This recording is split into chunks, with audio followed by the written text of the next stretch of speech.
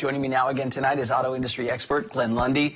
Glenn, the Super Bowl was chock-a-block with electric vehicle commercials. You had, in our meeting today, everyone went wild. The Ford Mustang Mach-E, there's something, the Polestar. We know this Rivian plant is supposed to be being built. They're going to pump out all these EVs. But I wonder, what will ultimately move EVs from the very cool one days to the mainstream? Yeah, so it's really going to come down to infrastructure, you know, at that point. And so, you know, right now we can jump in our vehicle and travel across country if we want. And we feel comfortable knowing there's going to be a gas station every 20, 30 miles. And unless we do something really ridiculous, we should be able to make it from California to Florida or New York City.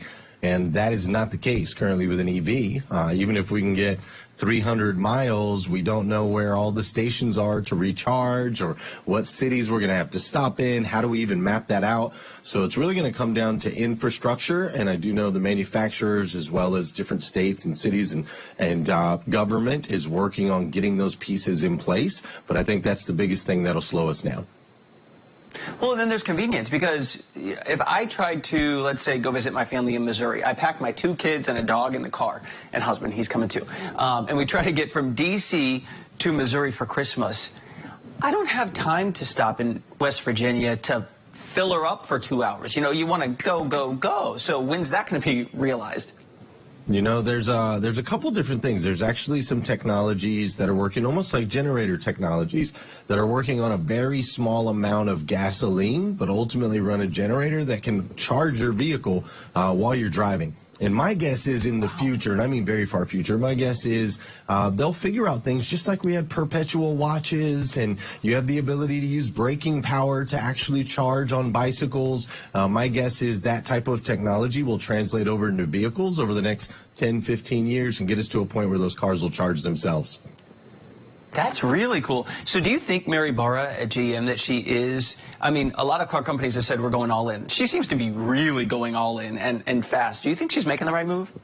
Yeah, well, you know, there's 2 parts to that, Chance. So I'm an old gasoline guzzling. I'm a lover of the old cars, right? I love that. And so I don't think that this movement is necessarily driven by the people as much as it's driven by what we know is ultimately best for for our atmosphere, for Earth, for humanity in general. And so with the government support and really a strong push to be more conscious of what we're breathing in, I think that the manufacturers really have no choice. So to jump out in front and to make that pivot is going to be required, and the manufacturer that does it faster, well, you know how it is. You either got to be the first or you got to be the cheapest. And sometimes it's more profitable to be the first.